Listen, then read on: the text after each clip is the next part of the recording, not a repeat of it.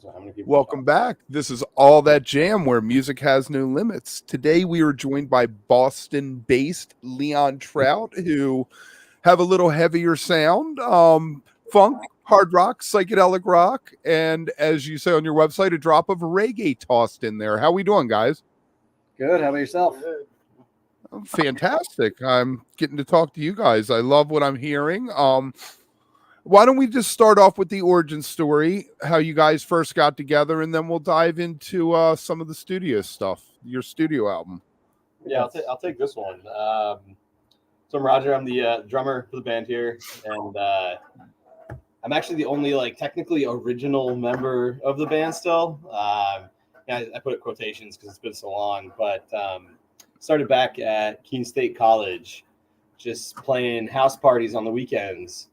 You know, we did that. I was in Proto Trout doing it. Yeah, so he was he was jamming with us back in college, before we were even officially Leon Trout, and yeah, we started kind of like our senior year of college back in 2013, 2014.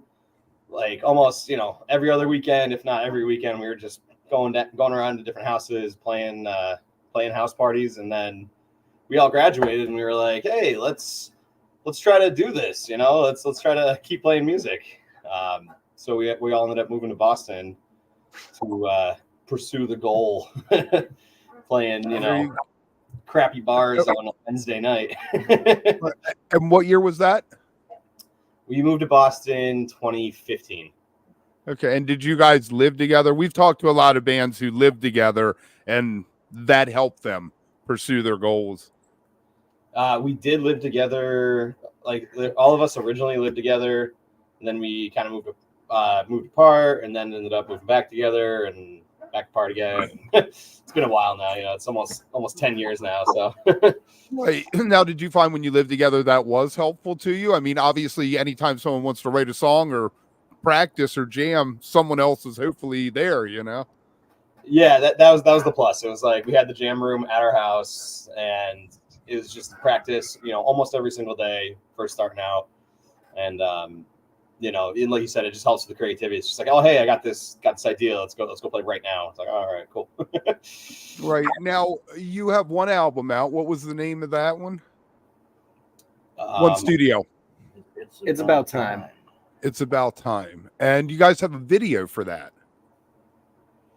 Yeah, it was one we made. Actually, I made it from the tour we went on. It's a 2020 tour. Yeah, so it was back in 2020.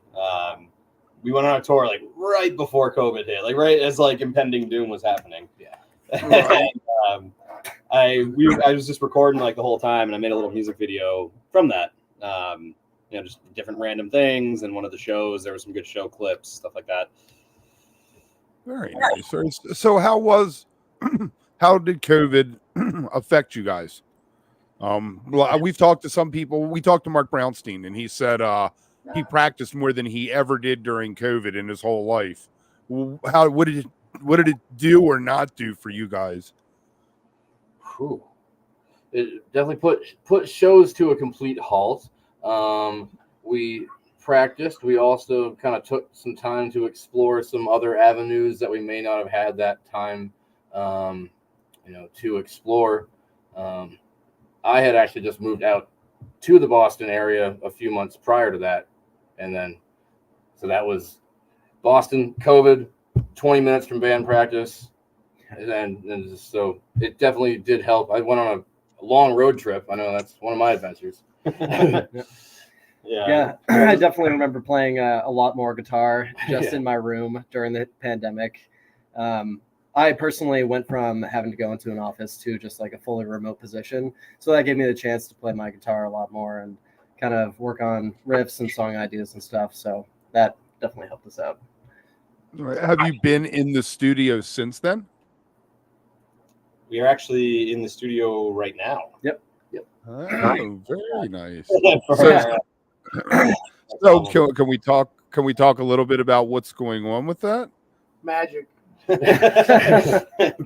Pure magic.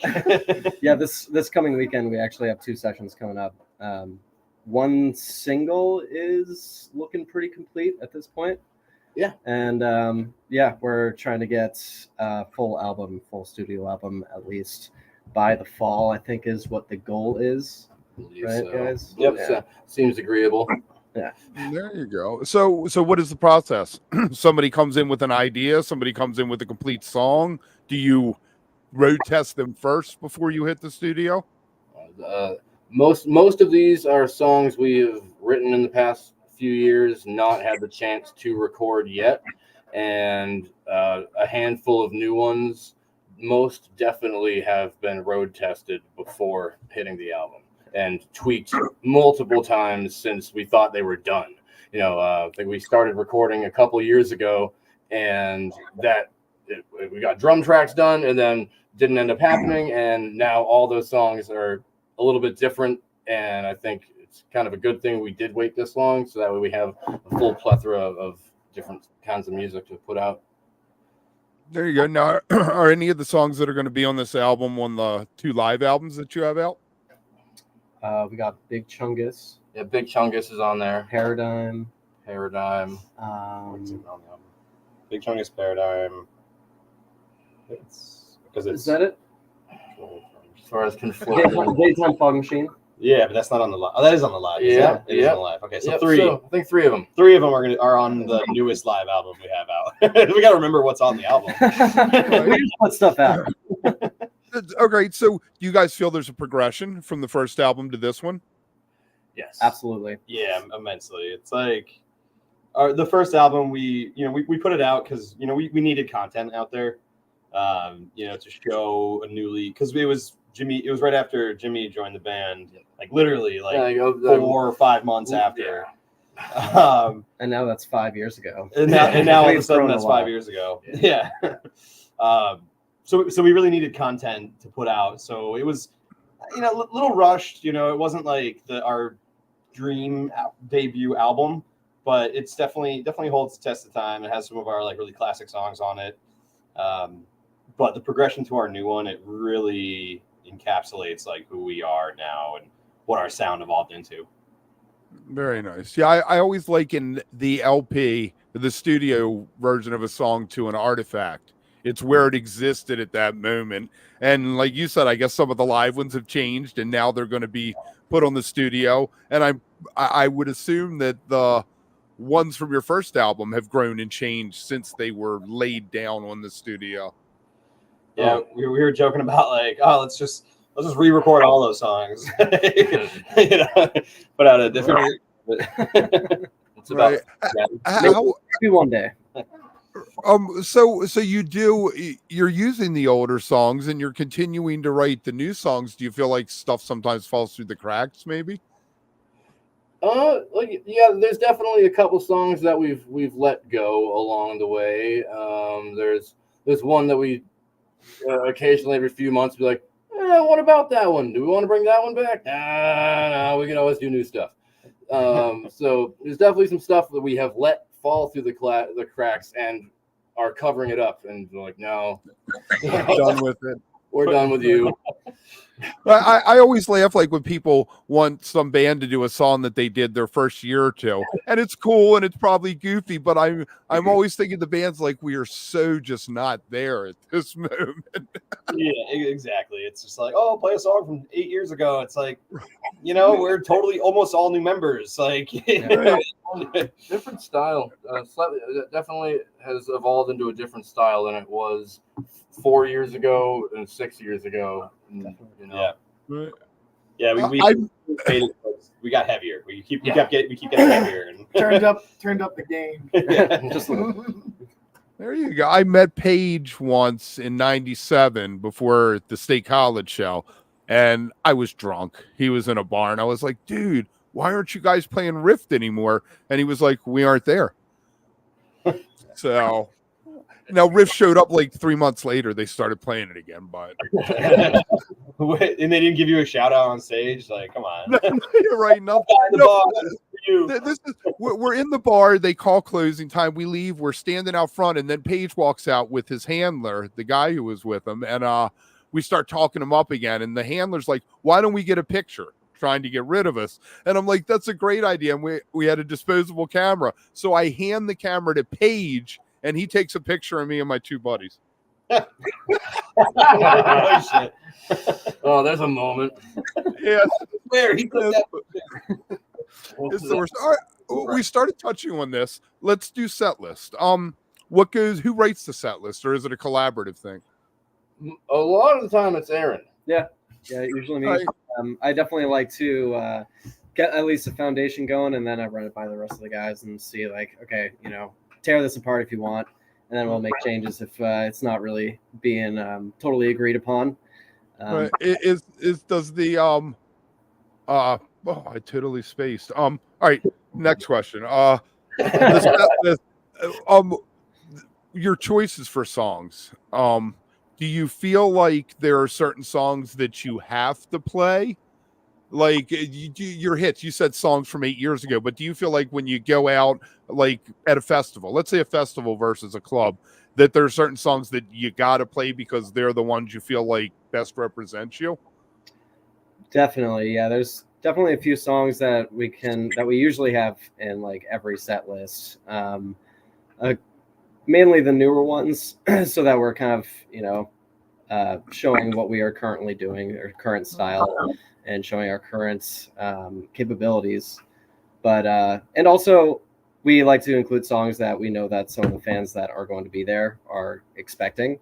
Like we definitely have a couple of fans that reach out to us and say, "Hey, are you going to play this song?" And we make sure we include that in the sets. So do you keep a spreadsheet or anything like that? Or are you off the cuff? Usually, off the cuff, but we also have all of our songs written on a whiteboard here at the practice space, which we usually do. That's and it has like all the times listed so that we can keep an easy track of how long the set's going to be. And so, right. I've talked to some bands, and they try to make sure, like, if they only play Boston once a year, that they don't play the same songs. I think Joel was talking about Joel from Humphreys was talking about not wanting to do the same cover in the same city. If you played there, like, back to back, because people who don't know you'll be like, well, I guess they always do that Nirvana song, For sure. Yeah. Once we're drawing 3,000 people to a show. Yeah. Well, fortunately, we're at the level right now where we could play two shows in the same city and play the same cover if we wanted to. We could, and that'd be fine with me. Right. I'm okay. I'm okay with that, but I'll also be okay when we can't do that. Right. That'd be great. Right. That's the goal. So what kind of covers do you guys do? Do you have covers in your repertoire? Oh yeah, we love covers. What we usually do is like one cover per set. Generally, unless we're doing like a long 2-hour set, then we'll throw in usually it's like one per hour. It's kind of our general algorithm, if you want to call it that. But we have covers ranging from Hungry Like the Wolf by Duran Duran to like NIB by Black Sabbath. Yeah, Led Zeppelin, a Beatles, Paul McCartney mashup. Yeah. Oh, that's right. You guys do the mashups. It's all coming back to me now. Yeah. How do you work that? Let's take the Beatles Paul McCartney one. You took two songs. I guess they're linked because Paul McCartney, obviously. But how do you pick two songs to fit together? What's the thought process?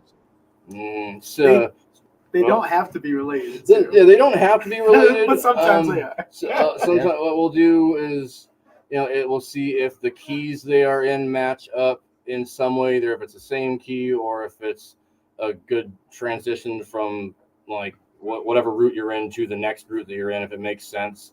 If not, find ways to put them together with either different sections or transition climbs.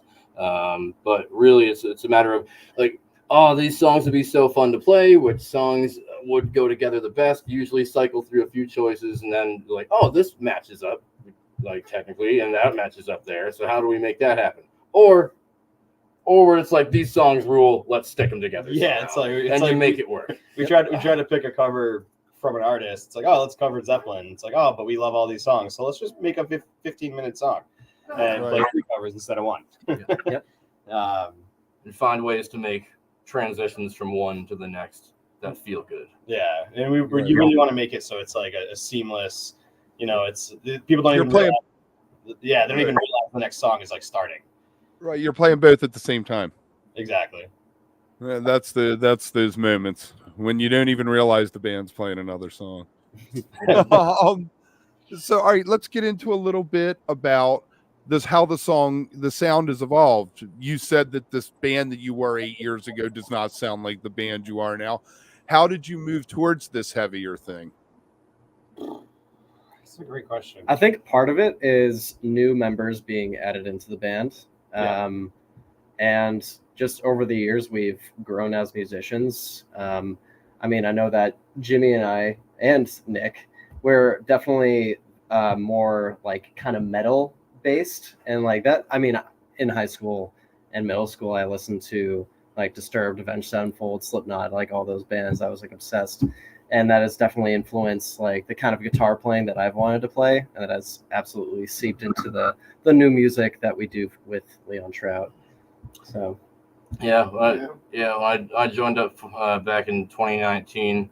I think it was just the addition of a second like rhythm and lead guitarist to the band. I think kind of tied that knot, being like, oh, this is getting a little bit heavier and full of guitar leads, and and it just kind of got heavier and heavier until but not just heavier. Like we definitely got a little bit more intricate with some of the songs we were writing, and then like Nick getting in the band really brought that to a really full, not just metal sound, but like one that's unique, I think, to us.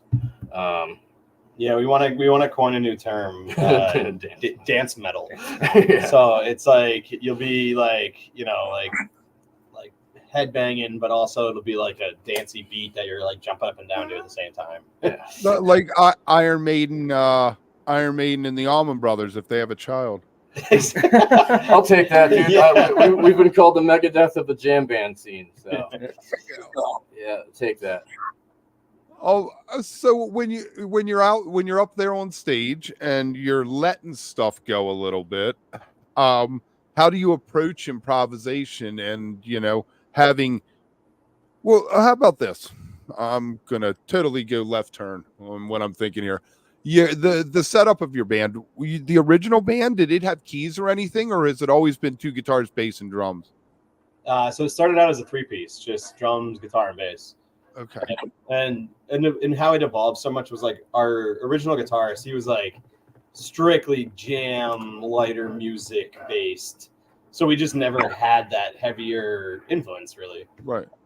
Bliss jams. Yeah. Exactly. I mean, I love the setup of it. It reminds me of like early Mel before they added the drums and the xylophone and now the keyboards. But it isn't your normal jam band setup. Most jam bands are, keyboards instead of one of the guitars. So I like you're doing that. Does having two electric guitars, two lead players, how does that affect what you do? I want to chime in. They're both amazing. So it gets really good. Like you're thinking it affected in a bad way, but it's like, no, they're just like. No, I'm just thinking like a Bob Weir is always the rhythm guitarist in the Grateful Dead kind of thing. I think that you guys both. We're both Jerry and Bob. It's crazy, man. I mean, it's definitely resulted in many guitar solos. But I think it has given us a particular sound where you can tell it's two guitar players kind of intricately working off of one another to make a full sound, where it's not just like, oh, I'm playing this rhythm and I'm playing that lead now. Like we kind of bounce back and forth off each other and work on harmonizing and coordinating a lot of little smaller details here and there. Yeah, I was gonna say it gives really nice like two really clear voices of guitars in the solos. Because you can just like, because they're they sound a little different. Different pedals, different guitars, amps, all that stuff. So it's really cool. You can listen. It's just like really two distinct voices. Solos. How much thought goes into something? Do you say we're going to take, say Switchback, and we're going to take that out tonight? Do you guys lay it out that Aaron's going to take the first solo, Jimmy's going to take the second, or does it happen organically while you're on stage and there isn't the pre-thought? It is pretty laid out, actually. We do know which solos someone is going to play. Absolutely. Yeah. No, I think that's fantastic. I mean, It's almost like a jazz chart where you like, if Yeah. you just looked at it as a jazz chart, you'd see certain parts. Where it's like, all right, Jimmy open up here, Cram open up here. Even like my bass part, I know here I can get away with more, you know. I think most of the improvisation actually happens in the solo playing. Like we know the structure of the song and where we're going to be at any point of the song, but where we're really improvising is what we're playing as a solo. Sometimes we'll have certain melodies that we know we're going to bring in at a certain part of that solo, but otherwise, you know, we're just kind of playing what we're feeling in the moment. Yeah, and especially some of our newer songs, kind of more extended, open spaces that you really gotta like a lot of nonverbal communication. Right. You know, it's little cues, eye contact, even just a little smile or a nod. Like, all right, at the end of these 4 bars, you know, that's where we're transitioning into the next part. So like, bring it up, you know, bring it up on the cymbals, make it louder, or bring it back down, you know, at this part. Yeah. It's pretty amazing. I love when that happens. It's just like a little nod from Jimmy on the guitar, and it's like, all right, that's the next part. You know, Yeah, it was like you were saying how there's, you know, usually a distinction of live version of the song and then the studio cut that was that capture of that moment in time. Like we'll have a framework for the song that we wrote it this way. We know we're going to do it this section this many times into this. We're going to have this transition, stretch it out there, and then it goes here. But if we just predetermine a little bit first that we're not going to do that exactly, we're going to stretch it out a little bit. That's when it, you know, can take a separate turn live. Like, how long do we want to make this section and where do we want to go? Like, you know, every now and then we will just kind of drop in like, oh, this is a much more improvised section than it usually is. But for the most part, they are kind of set up and framed out, and just we're kind of given the open air to make it sound how we want in that moment. Good answer. You get a gold star for that one, guys. So what kind do you guys have any crew that you work with, or is it all you guys, just the 4 of you? we have a manager, George Adler. He runs Shepherd Productions. We met him actually through this venue in Worcester, Mass called Electric Haze.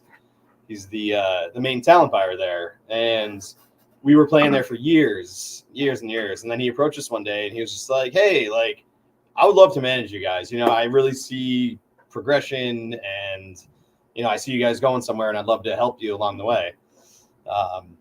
Which was interesting, giving over those responsibilities, because I was always the band manager up until then. So it was weird letting go, you know. Right. Well, there's this maxim in real estate that 20% of what you do makes you 80% of your money. And I think that's true with musicians who manage themselves, because they only spend a little time on stage, which is where you make all your money, and you spend most of your time with paperwork and contacts and emails and all that kind of thing. Right. Totally. Yeah. Wow. And it's just like thinking about it, a lot goes into it, you know, and it like clear communication of expectations. You know, it's just like, hey, you know, this is what we need. This is what we're looking for. And he does a great job keeping us busy. You know, we say, hey, we want to play every single weekend till next year. We will do that. So no sound guys on board yet? Not yet. No. Not yet. No visual crew, no sound guy, no lights. Not yet. Yeah. Yet is the key word. Yet is the key. Right. Well, I find that there's usually a pyramid almost. The sound guy's the first guy bands bring in. Then it's a light guy that they'll bring in, you know, as they're adding people.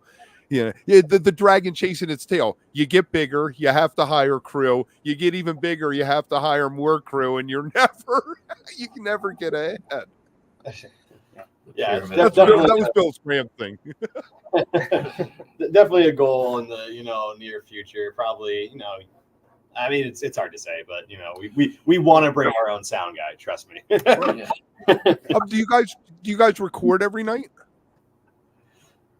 We try to. I mean, Not every night. Many band practices we do. Not every night, but shows. Oh, shows? Shows, The yeah. shows, not all of, but a lot of We're trying to pick those numbers up. them. Okay, now, right now, this is something I call the disconnect, because most people say if there's a disconnect. When you walk off stage, you have in your head, we crapped the bed tonight, or this was the greatest show we ever did. Whatever your emotions are running on. When you go back and listen to the show, is there do you feel differently about it, or do you feel like you nail it when you walk off stage what the performance was? That's a very varied experience. But there's definitely been shows like, I don't know what happened there, and then listening back, like, wait, no, I'm completely out of my mind. Actually, that was like the best I could have possibly done there. Yeah. And then other complete inverse of that, like, that was a great show. Listen back, what did I do? It's but like I think for the most part, a lot of the time it is a pretty accurate measurement. It seems after our shows, we're all like, that was pretty good. We know where we're this little, but like we're feeling the good about that. We're like, we usually give it like a A plus, A minus, B minus. It's Yeah. like, all right, that was a B minus, or that was a B plus. Like that was an A. it's a solid A plus. A plus. Like we try to like talk about that the night of. Like, all right, like how like that was awesome. Yeah. Or And then we usually check back on at the next band practice too. yeah. Like next day, depending on how like the messenger will be full. Like, oh yeah, that was awesome. And then a couple days later, like, all right, now we need to do this again. It's fun measuring that out. It's like, oh, did we get 2 practices in that week? Or did we get no practices in that week? And all right. It makes a difference. I read an article with Garcia once talking about this, and he's like, you hear something and you're like, we were fantastic tonight, and I know that night I ate 2 Valiums and had 3 beers and smoked a bunch of weed, but when you try to do that again the next time, it doesn't always work to make the performance great. It's in the moment, man. It's in the moment. Exactly. So what song best represents Leon Trout to the world? Oh man. Oh geez. Right now, I don't think it's. There are some videos of it, right? Yeah. I think new. I think I would say personally, Paradigm or Fading Lights. That's where I was going. Yeah. that's what I So thought. Paradigm is like this 5-minute instrumental, pretty structured, shreddy metal song. Zero jam. Yeah. Zero And then- jam whatsoever. It is just metal. And But it's like then- you have to be like just on. There's no room for like a second of like hesitation or error like, in that song. which is going to be our single that we're first putting out off of this next album. That's Paradigm. But then we also have what's going to be the last song on the album called Fading Lights, which is like a 15-minute song. It came together as like, started with an intro, ended up writing verse, pre-chorus, chorus, turned into this thing. And then we put in like, what is it? Like a 6-minute jam in the middle of it, which is basically a structured jam. But yeah, I think that's personally my favorite song of ours. At this moment, it's how you represent yourself to the world. Right. There you go. Being like 14 minutes. I don't know if you said that, but it was like, it's like, let's write a song. All right, let's time it. Okay, we got. Have you ever thought? Do you ever think about taking something like Paradigm? You said it was more a metal instrumental and marketing it into that place, like metal zines or something like that? Or do you like the jam band label? Oh, that chat has come up in discussions here and there over the past like year or so. Just like, what would be the marketability of it if we were to present it to a more like metal publication or just exposure area. I think we've gotten pretty good responses to that idea from people we know. But yeah, because especially too, like we played, tons of jam festivals and stuff, music festivals all summer, and when we bust out these like heavy songs, these heavier jam songs, heavy metal songs, people are going nuts. Yeah. People love it because that like a lot of people have told us like, oh, like metal is kind of disappearing from the scene a little bit, and We need evil. yeah, exactly. Everyone loves the chaotic, The darkness. the darkness. I do too. My favorite things are like Fish and Split Open and Melt when they're all playing something completely different, like some demented Dixieland band or something, Yeah, and we'll like shout out sometimes, be like, yo, who likes metal, or like who likes heavy metal, and people be like, yeah. And then we it's everybody's entry point. My youngest, first thing she got into was Motley Crue. Now she's into Elliott Smith and all this other stuff, but that's what opened the door was Motley Crue. Good All right, stuff. how do you feel about the jam band label? We talked to some people, they're like, I don't like being lumped in there. And we talked to other people like Alan Evans was like, if they're coming through the door, I love them. I don't care what you call me. I think it's willing. It's like we're in the jam band scene. I think like we do jam. We definitely have moments where we do kind of mess around, and I think it's just we are offering a different interpretation of what that development offered. Ooh, I like that. Thanks, Trout. Yeah, like that was good. It's like you see a lot of different outlets from this scene, and like it's not just limited to some light jam music or even spacey psychedelic, like all like that stuff. But I think there's a lot of people that have this like secret metalhead that they either forgot about or just may have never accessed. Now, like, oh God, what is this? Like, I took on Humphreys as my guiding light over COVID. I knew they existed, but I really got into them, and that was the thing. I was like, it was the Trooper. It was a video of them doing the Trooper, and I was like, wow, they did the Trooper. That was fantastic. Yeah, it's like one of our songs. It's called Ulu Dennis. it's fun. I went on a trip to Turkey back in 2019, and it's the name of this little town I went to, way down on the coast. And I came back, I was like, guys, we gotta write like some crazy like Middle Eastern sounding song. So this song, it's like a metal ballad Middle Eastern like journey of like all of these different crazy parts and sounds that we do there. Right. Yeah, the Middle Eastern Turkish thing is, the foundation of surf rock. Dick Dale and all them. If you think like Mizralu is apparently some Turkish folk song that he reworked or something like that. Oh, interesting. Oh wow, Yeah, cool. you can hear that.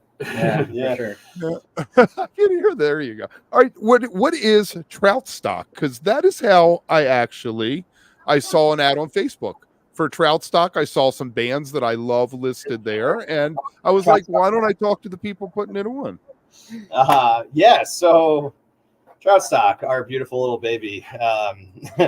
It started as it was during like the first year after COVID, like all shows were shut down, festivals weren't happening. We were like, hey, let's throw a little backyard party. We know enough bands, we can do this social distancing, no problem. Like, we'll have a little party.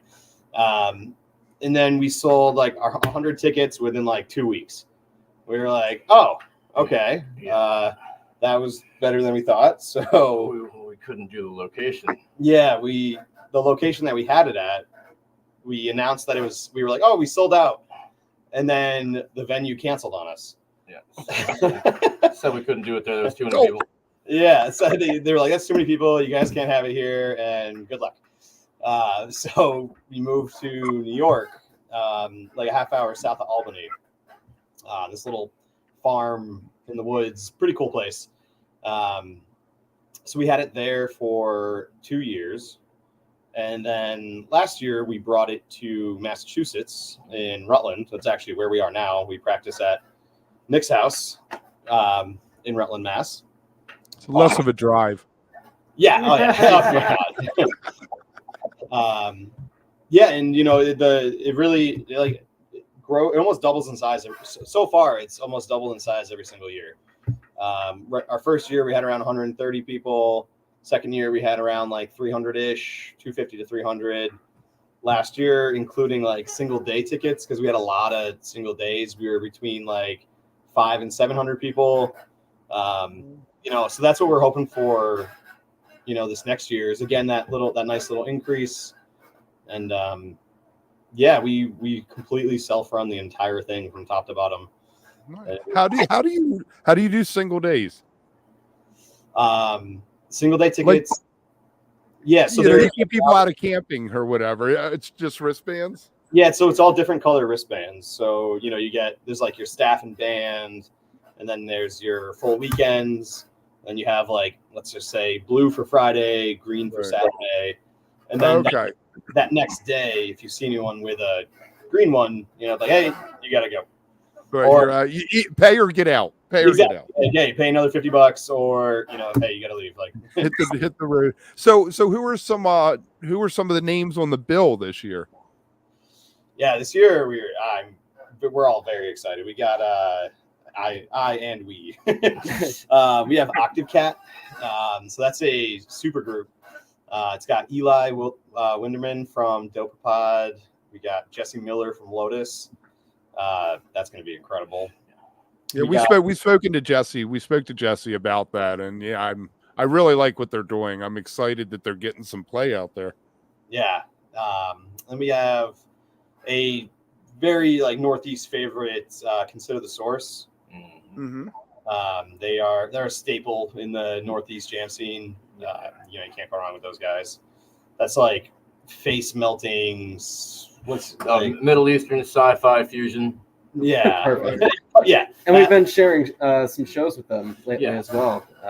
Is this the same guy as Mono Means One? Yeah. Yes. Yep.